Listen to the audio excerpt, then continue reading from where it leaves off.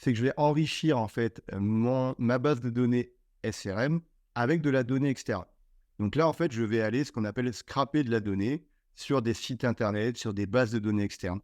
Et donc, dans ce cas-là, en fait, je vais aller lui demander d'aller sur un site internet. Bon, ici, c'est Madines, mais peu importe, vous pouvez aller sur n'importe quel site internet, vérifier que vous en ayez l'autorisation. Certains sites ne l'autorisent pas.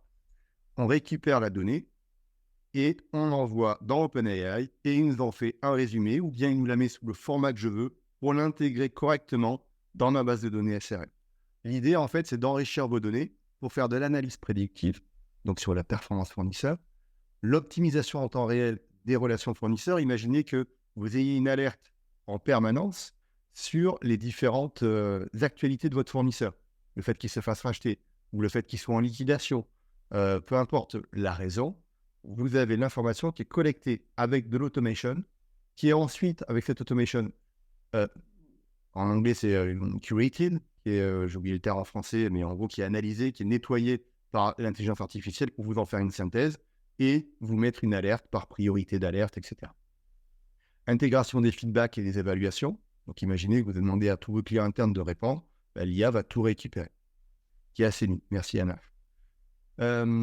Détection automatisée des opportunités d'innovation. De la même manière, vous allez mettre des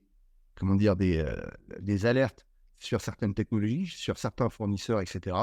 Et il faut que vous soyez les premiers à aller capter ces informations. Par exemple, en ce moment, on parle beaucoup de la fameuse pile quasiment infinie là, qu'a fait une startup chinoise à base d'uranium, je crois.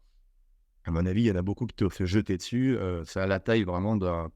C'est minuscule, ça fait, je crois, 4 cm par 4 cm et même pas 1 cm d'épaisseur. Gestion des risques et conformité, communication améliorée dans le sens également où votre IA va vous pré-rédiger vos emails, vos réponses, etc. Et vous n'aurez plus qu'à les optimiser si ça ne vous semble pas cohérent, sachant qu'en plus, dès que vous l'optimisez, il va apprendre votre propre langage personnel pour que la fois suivante, votre email corresponde de mieux en mieux à la manière dont vous écrivez vous personnellement.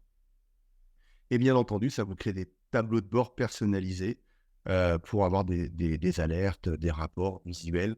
Et à nouveau, gardez en tête, on prend de la donnée brute, on la transforme en information, cette information, on la transforme en connaissance, et cette connaissance, on l'utilise pour prendre des décisions.